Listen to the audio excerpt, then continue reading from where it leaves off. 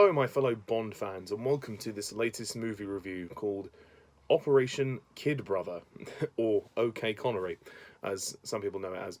So, in preparation for No Time to Die, I'm trying to fill in the blanks of some of the Bond-related films that I needed to review, and this was one of them. And this movie is particularly special because it actually stars Sean Connery's brother, Neil Connery. And the movie is directed by Alberto di Martino, who I believe is Italian, and it was released in 1967.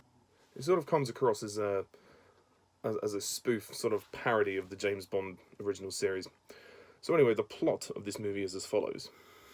The civilian brother of Britain's best secret agent must use his skills in plastic surgery, hypnotism and lip reading to prevent a crime syndicate from using a magnetic wave generator in their bid for world domination.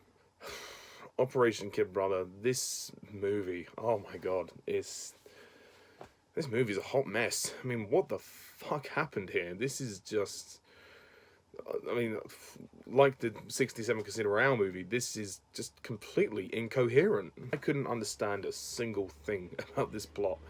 And I'm not the only person, I think, to have that opinion. What this movie does have is that it does have some cast members from the original Bond series up to that point. Like, we have Bernard Lee, actually, appearing in the film. Lois Maxwell also appears. Daniela Bianchi appears as well. And Adolfo Celi, who was Largo in Thunderball. And there are handsome production values, don't get me wrong, there are handsome production values. It looks great, and there's a great spectacle. I mean, the action sequences are, well, I wouldn't say they're amazing. I mean, from a technical standpoint, it is very badly directed, but certainly the film wants to elude the same sort of spectacle of the Bond series. And it does that to a certain extent, but despite that, I still find that it's just very... It's very bad. I just don't think the direction's all that good. I think the cast try their best with what they have, but honestly, none of them quite really know what to do because the whole thing looks like a hodgepodge of bits. It's just a montage of bits that come together, well, or don't come together, I should say. Like, there's beautiful women galore, and the women are wonderful in this film, and the cast are great, but if you don't have a good story, you don't have good characters to care about, then it's a mess. Like, there are several scenes which are just so nonsensical. Sometimes humour can be nonsensical, and it can work, but I don't think it does for this film. This film is so out there that it's hard to even place it in relation to the James Bond series, other than the obvious connection of Neil Connery. I mean, Neil Connery himself is okay. I mean, he's certainly fine in his role, and they obviously do make constant references to him being the brother of James Bond, which I think is funny. There are a couple of chuckles in there, and a couple of references to the Bond series, which will be appreciated, certainly.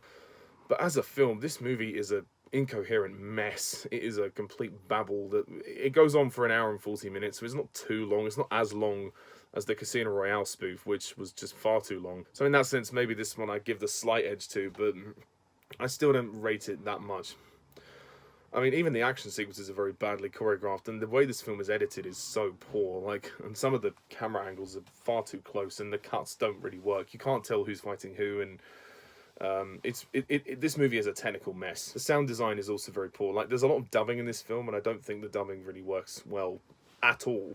One of the best things I'll say is that I like the music. I mean, the music is good when it's there, and definitely adds this sort of Bondian atmosphere to it. Although the opening title song is really weird. I mean, you have this weird title sequence and a strange song to accompany it. It is just very strange. This movie has a really weird, outlandish, strange tone that kind of doesn't really work. I mean, you think it would because it plays itself as a comedy, but it really doesn't. I just don't think there's anything remotely special about it, other than the fact that Neil Connery's in it. That's the only thing to really watch it for, and obviously some of the cast who are in the Bond films up to this point.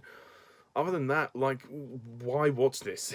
It's such a badly constructed film that it doesn't...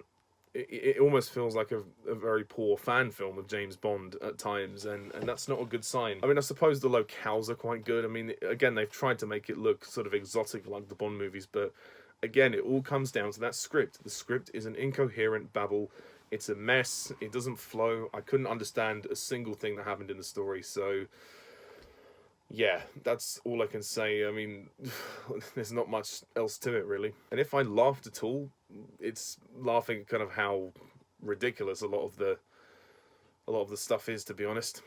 But anyway, that's kind of my review of Operation Kid Brother. So I will score this movie. I'll give it.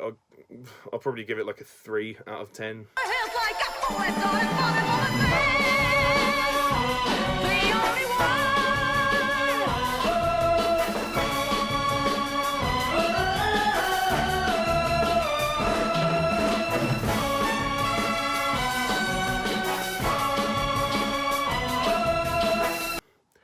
Yeah, it's not very good.